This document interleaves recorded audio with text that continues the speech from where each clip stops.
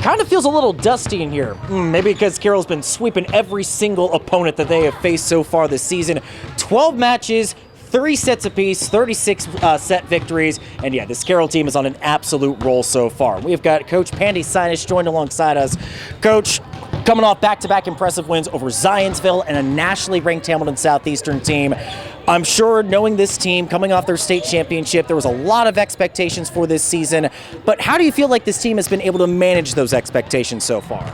Yeah, I think the girls have done a really good job of not getting big heads, not being overconfident, that knowing that they had a great season last year, but that's last year, and nothing's going to change what we did last year, and we're focused on this year, and knowing there's going to be a lot of great volleyball teams out there, and we're going to have to step up probably even more so this year and play them than we did last year, and not take anything for granted.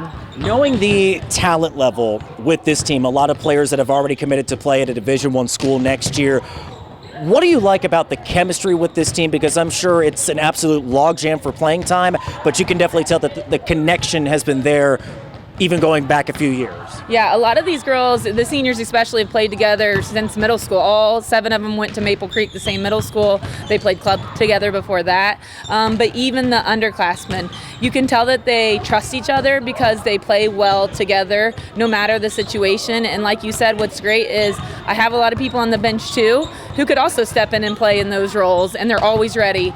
If they're not in the set, they're preparing us in practice, and it's just making us better. Let's look back on last weekend. Like I mentioned, you swept Hamilton Southeastern, and that was just on the heels of sweeping Zionsville. So no time, no rest for the weary. What exactly stood out to you in that match? Because I'm sure Hamilton Southeastern, they were a little fired up given how the match in semi-state played out last year. Yeah, I think that what stood out to me was how composed the girls stayed, how we most of the time ran our style of play. There were a couple of times I felt like we started to settle into what they wanted to do and we play a little chaotic, but then they also reset and we ball controlled so that we had all of our hitting options, and that was fantastic. It made us tough to defend, which rattled them a lot. Well, we're not even halfway through the season. You've still got a lot of tough opponents on deck. You got a rematch against Yorktown coming up. You've got the Slicer Invitational in LaPorte, Roncalli, and Go. So many opponents to list.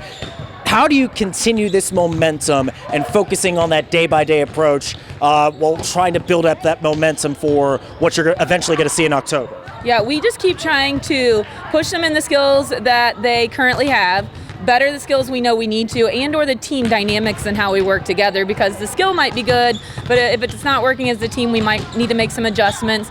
Also, just kind of allowing them some rest mentally and physically. A high school season is long and wearing, so today, we're taking it a little bit easy, knowing that we've got, 6 matches coming up this week, just because we need them in the long haul. This match was really big right now, but ultimately it was just a regular season match, and it doesn't mean anything come the postseason, and we need them ready come the postseason.